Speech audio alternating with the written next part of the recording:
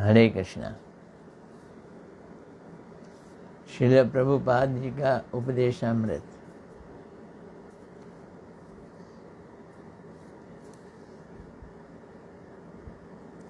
बड़े सुंदर सुंदर उपदेश हैं, छोटे छोटे उपदेश हैं।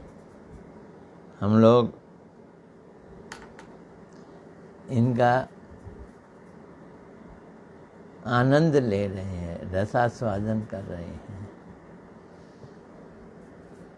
चलो पहले प्रणाम कर लेते हैं। नमो विष्णुपदाय राधिकाय प्रियात्मने श्रीमद् भक्ति वेदांत नारायण गोस्वामी इति नामिने। श्री कृष्ण लीला कथने सुदक्षम उदारे माधुर्य गुणैश्च युक्तम वरम वरेण्यं पुरुषं महांतं नारायणं तमाम शिरसा नमामि।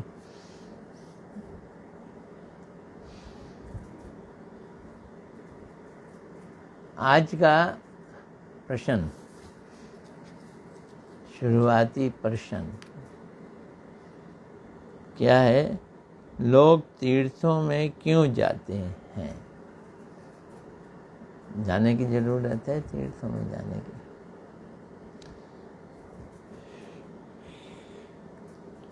प्रभुपाद जी क्या कहते हैं ये सुनते हैं। सुकृतिवान लोग भक्त संग, भक्त सेवा और उसके फल से भगवान की सेवा प्राप्त करने के लिए तीर्थों में जाते हैं। तीर्थों में क्यों जाते हैं? यहाँ पे उन्होंने कारण बताए।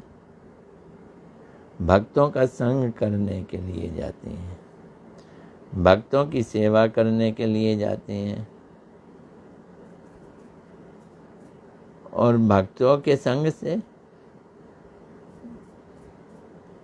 और भक्तों की सेवा से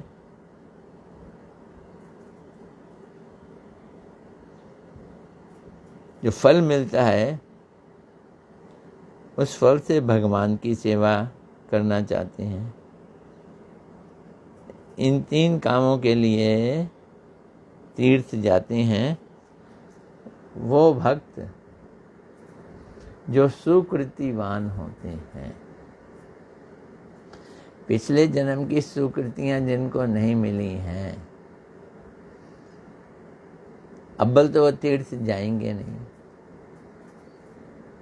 अगर जाते हैं तो उनको भक्तों का संग नहीं मिलता। भक्तों का संग पिछले जन्म की सुकृति के कारण मिलता है। पापी लोग अपने पाप करने की प्रवृत्ति को प्रबल रखकर केवल पाप के फल को नष्ट करने के लिए तीर्थ जाते हैं। जो भक्त नहीं है, सुकृतिवान नहीं है, वो गंगा जी में नहा रहे हैं कि हमारे पाप धुल जाएं। तो पापों के फल को नष्ट करने के लिए तीर्थ जाते हैं। और किस लिए जाते हैं? प्रतिष्ठा प्राप्त करने के लिए तीर्थों में जाते हैं।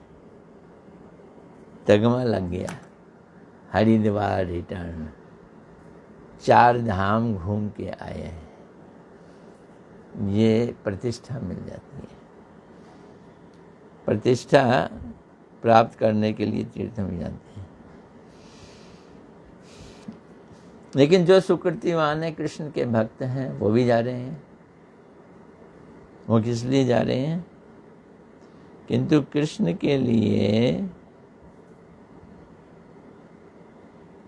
वैष्णव वृंद, वैष्णव लोग अतीर्थों को तीर्थ तथा मलिन तीर्थों को पवित्र करने के लिए तीर्थ भ्रमण की लीला करते हैं। वैष्णव लोग तीर्थों के तीर्थ बनाने के लिए जाते हैं। उसमें पाप चढ़े आता है ना, लोगों के पाप धुलते जाते हैं। जब वैष्णव जाते हैं तो पाप खत्म हो जाते हैं। तो क्या कह रहे हैं प्रभुपाद जी, किंतु कृष्ण के प्रिय वैष्णव वृंद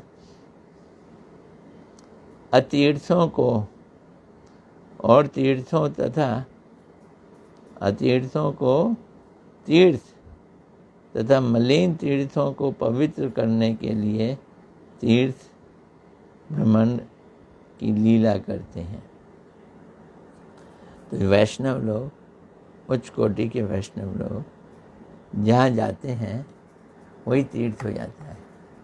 इस्कॉन के प्रभुपाद जी विदेश गए, बाद में गुरुदेव भी गए। गुरुदेव ने कहा कि मैं उन सब स्थानों पे जाऊंगा यहाँ पे इस्कॉन के स्वामी महाराज गए थे, क्योंकि वो तीर्थ हो गए। तो भक्त लोग अतीर्थों को तीर्थ बनाने के लिए जाते हैं। ये अपने प्रभु की सेवा में प्रमत्त होकर विप्रलंब रूप से अपने प्रभु का अनुसंधान करते रहते हैं। और तीर्थों में क्यों जाते हैं? जैसे हम गिरिराज जी गए, अब वहाँ पे भगवान को ढूंढ रहे हैं पागलों की तरह। कृष्णा कहाँ हो, राधे तुम कहाँ हो, हरे कृष्ण कृष्ण कृष्ण हरे हरे, हरे राम राम राम।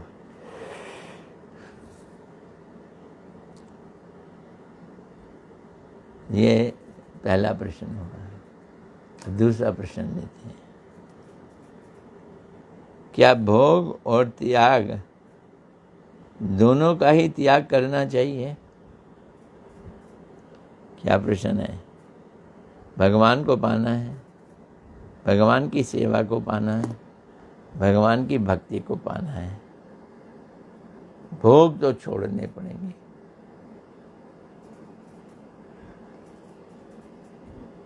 कुछ लोग त्याग कर देते हैं।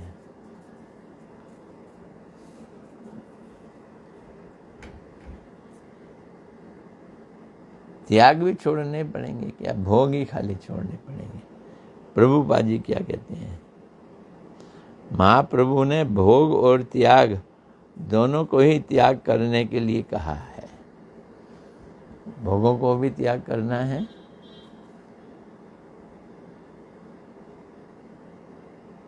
और त्याग को भी त्याग करना है। इसको समझना होगा। कुछ लोग कहते हैं हम पैसा नहीं छुएंगे, हम पैसों का त्याग करते हैं। ऐसे त्यागों को त्याग कर दो। कुछ लोग कहते हैं हम गाड़ी में नहीं बैठेंगे, हम गाड़ी का त्याग करते हैं। ऐसे त्याग का त्याग कर दो। तो करो क्या? हर चीज को भगवान की सेवा में लगा दो। प्रभुपाद जी क्या कह रहे हैं वो सुनते हैं। चक्षु आँख, कर्ण कान, नासिका जीवा त्वचा, ये इंद्रियों के द्वारा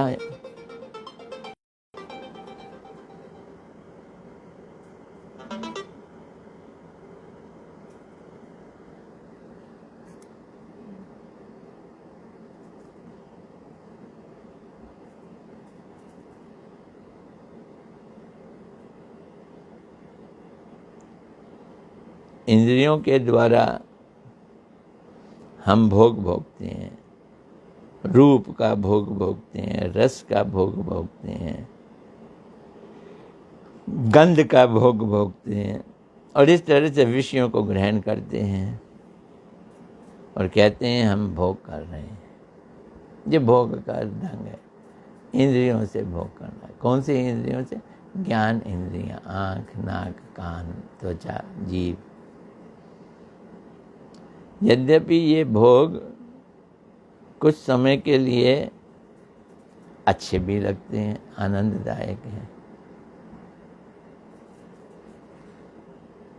परंतु इसका परिणाम बिल्कुल भयानक होता है।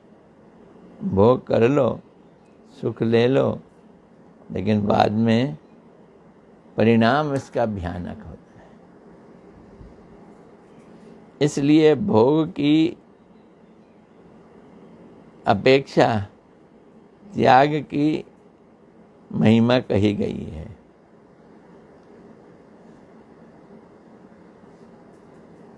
भोग के त्याग की महिमा कही गई है। त्याग अथवा वैराग्य वैसे तो बहुत अच्छी चीज़ है, भगवान की भक्ति में वैराग्य आना, दुनिया की चीज़ों की इच्छा नहीं करना, मकान, दुकान, बीवी, बच्चे, ये सब वैराग्य। परंतु जिस वैराग्य या त्याग ने भजन ही नष्ट कर दिया जाए, भक्ति ना हो, कौन सा त्याग? मायावादियों का त्याग। वो कहते क्या, कैसे त्याग करते हैं? नेति नेति कह के, न इति न इति न इति, ये भी नहीं, ये भी नहीं, ये भी नहीं, नेति नेति करते हुए विषयों का त्याग करते करते अंत में भगवान एवं भक्तों को भी त्याग कर देते हैं। भगवान के रूप को ही नहीं मानते वो, तो भगवान को भी त्याग कर देते हैं। ये त्याग ठीक नहीं है। भगवान के भक्तों को भी त्याग कर देते हैं, ये भी त्याग ठीक नहीं है। पहाड़ों में चले जाएंगे, ये त्याग भी एक प्रकार का भोग ही है।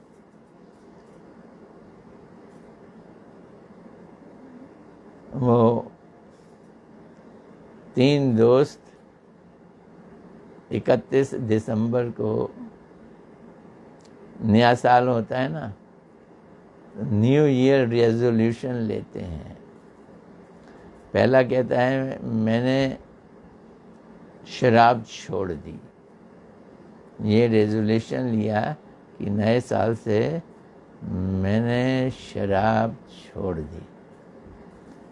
दूसरा कहता है मैंने भी रेजोल्यूशन लिया कि मैंने सिगरेट, शराब और जुआ तीनों छोड़ दिए।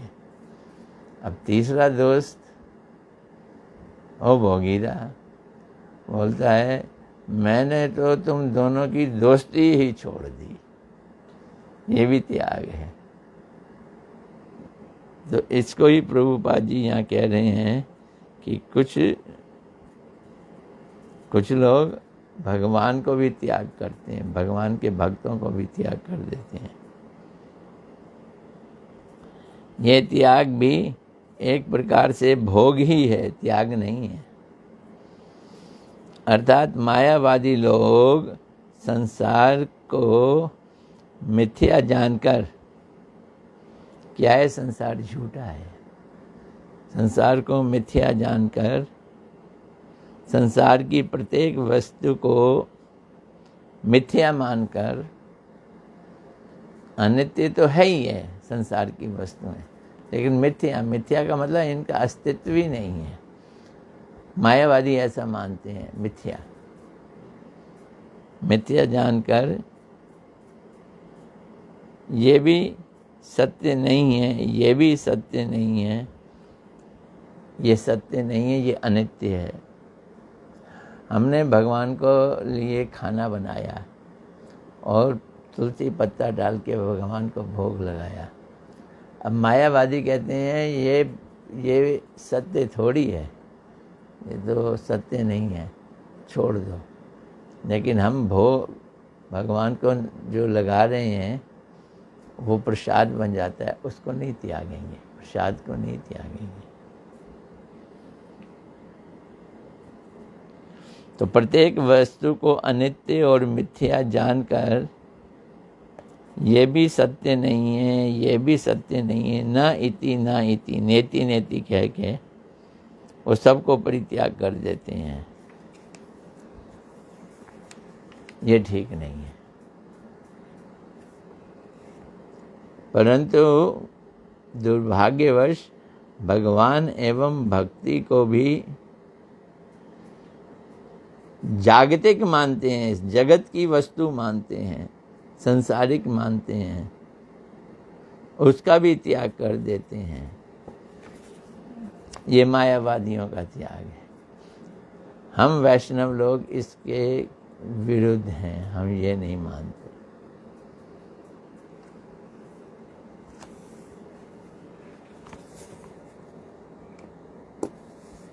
भोगों को त्यागो, ये ठीक है,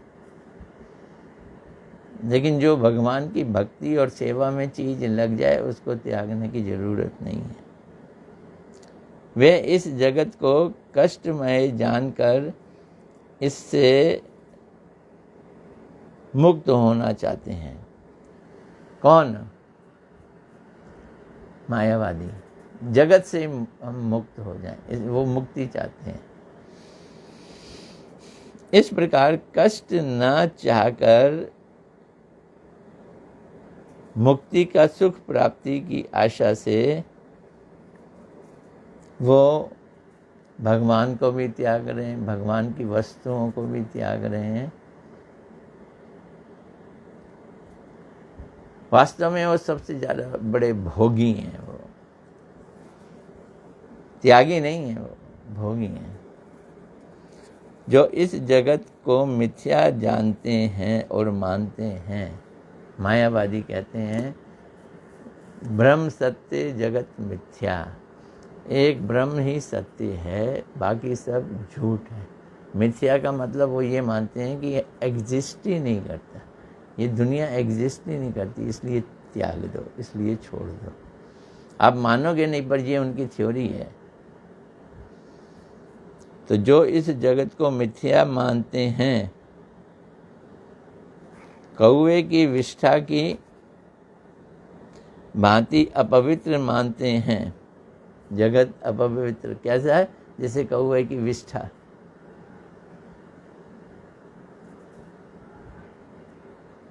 इस तरह से इस जगत को ही अपवित्र मानते हैं।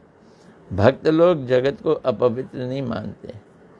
मंदिर बनाते हैं, मंदिर की सफाई करते हैं, मंदिर में पोंछा लगाते हैं, धाम जाते हैं, ये सब पवित्र स्थान है। उनका ऐसा विचार सर्वथा भ्रम वाला है, भ्रम पूर्ण है, भ्रामक विचार है। क्योंकि वास्तव में जगत की सृष्टि सर्वशक्तिमान भगवान ने की है। जगत की सृष्टि भगवान करते हैं।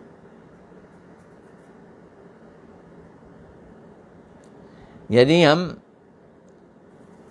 उनकी सृष्टि को अनित्य या मिथ्या माने तो इसका अर्थ ये हुआ कि हम भगवान की शक्ति को स्वीकार ही नहीं कर रहे। अरे ये दुनिया भगवान की शक्ति से बनी है, शक्ति के रूप में ही ये जगत है। तो हम ना तो भगवान को मानते हैं, वो मायावादी, ना भगवान की शक्ति को मानते हैं।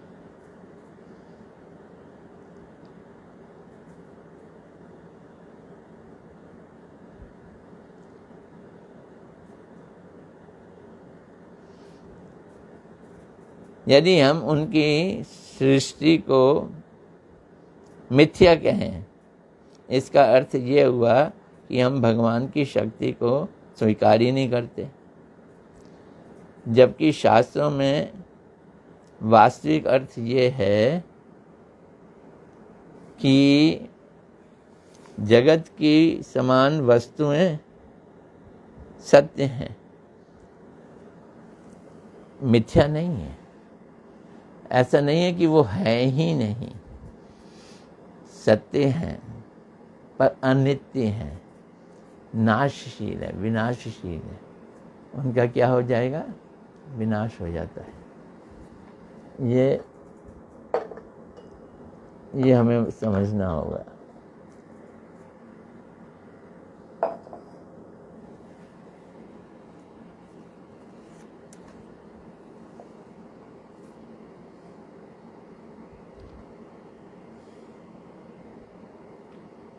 भोग जिस प्रकार किसी व्यक्ति को सांसारिक वस्तुओं को भगवान की सेवा की वस्तु समझना नहीं देता। मायावादी हैं, वो ये नहीं मानते कि भगवान को भोग लगेगा, क्योंकि सब चीज़ें वो झूठी मानते हैं, मिथ्या मानते हैं। बल्कि उनके अंदर ये भाव ले आना है कि मैं ही भोगता हूँ। खुद खा लेंगे, भोक्ता बन जाएंगे, भगवान को नहीं खिलाएंगे, क्योंकि उनकी थ्योरी में भगवान है ही नहीं।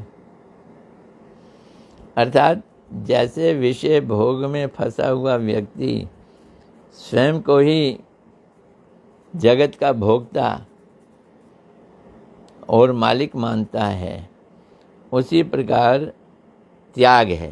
त्याग भी वैसे ही है। त्याग भी किसी को भक्ति से दूर कर देता है।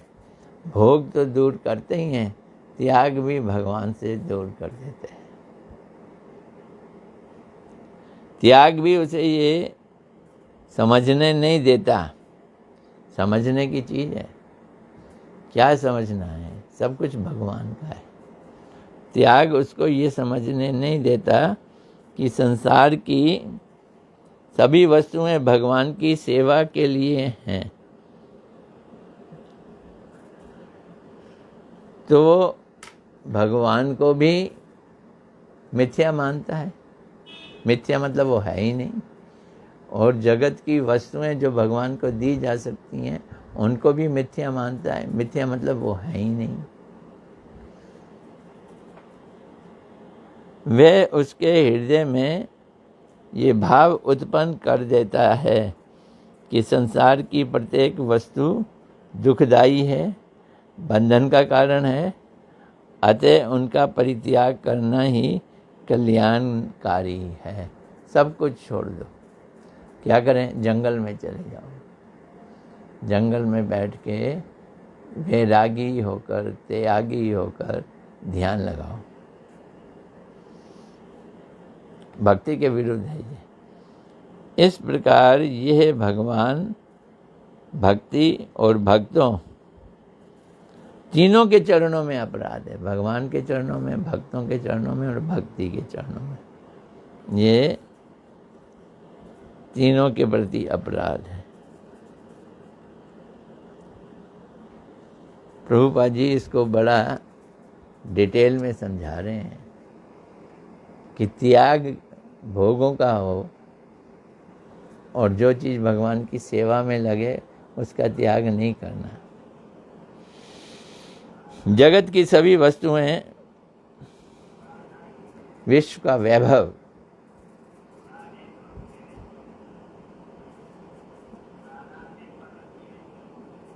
तो वैभव है, ये भगवान का वैभव है। दुनिया की सब चीज़ें, रूप रस आदि सभी इंद्रियों के विषय हैं। अतः इंद्रियां अपने इन रूप रस आदि विषयों से कभी भी विमुख नहीं हो सकती। इंद्रियों को ये चीज़ें चाहिए। अब आप आँख पे पट्टी बांध कर तो ज़िंदगी नहीं जी सकते ना, कान में उंगली डालकर तो नहीं रह सकते ना। इंद्रियों को रूप चाहिए, शब्द भी चाहिए, कानों को, नाक को गंध भी चाहिए। यद्यपि कोई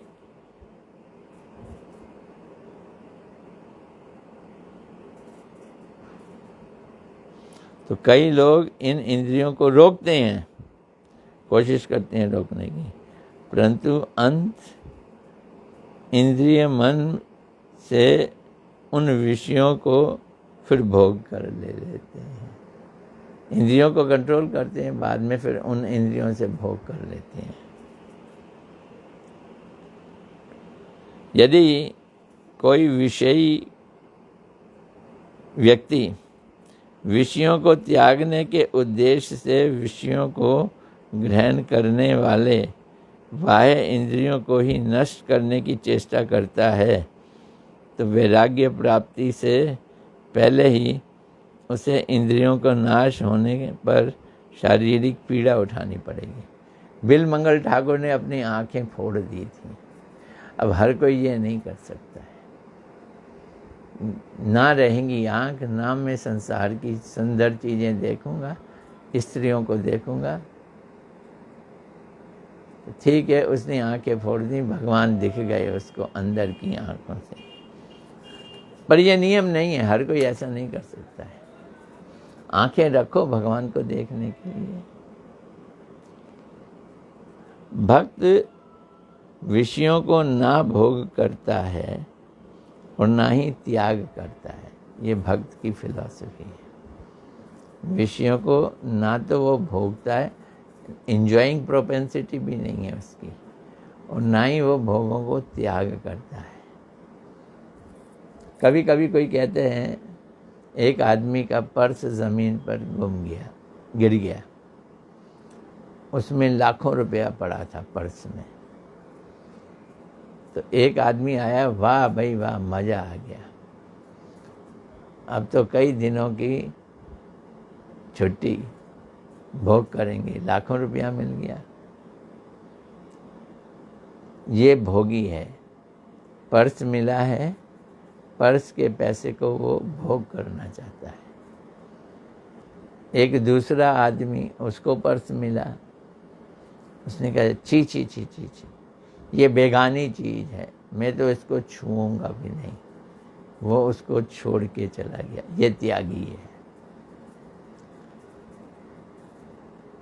फिर तीसरा आदमी, उसको मिला पर्स, उसने उठाया, उसने पर्स को घुमा के देखा तो उसमें उस आदमी की फ़ोटो और एड्रेस लिखा था जिसका पर्स था।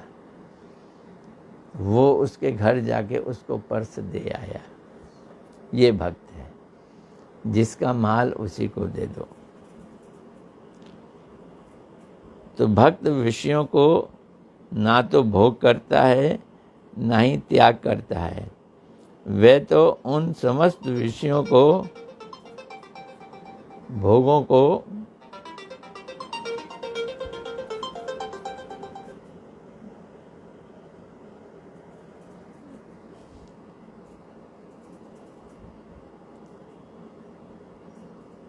भगवान की सेवा में लगाता है।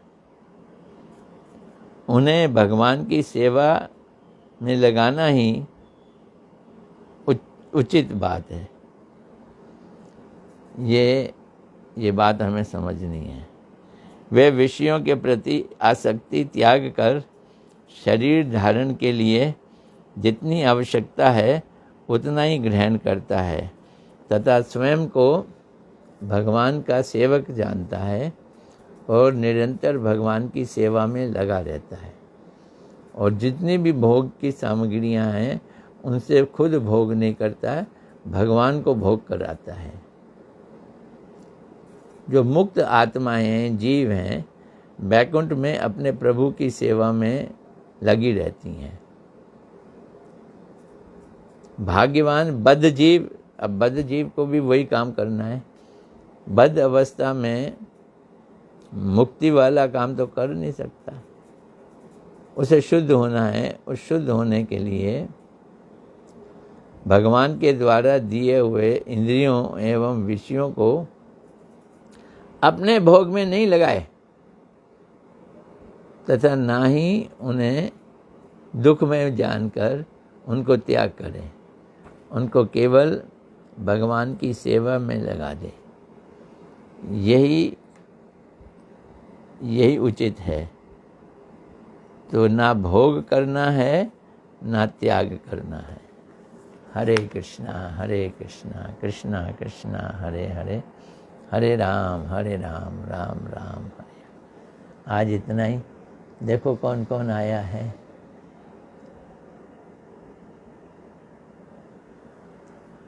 दीपाभिष्ट हरे कृष्णा धन्यवाद। अनिष्ठा डुग्गल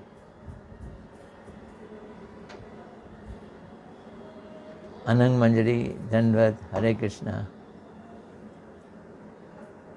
लजपत गोगिया हरे कृष्णा धन्यवाद प्रणाम।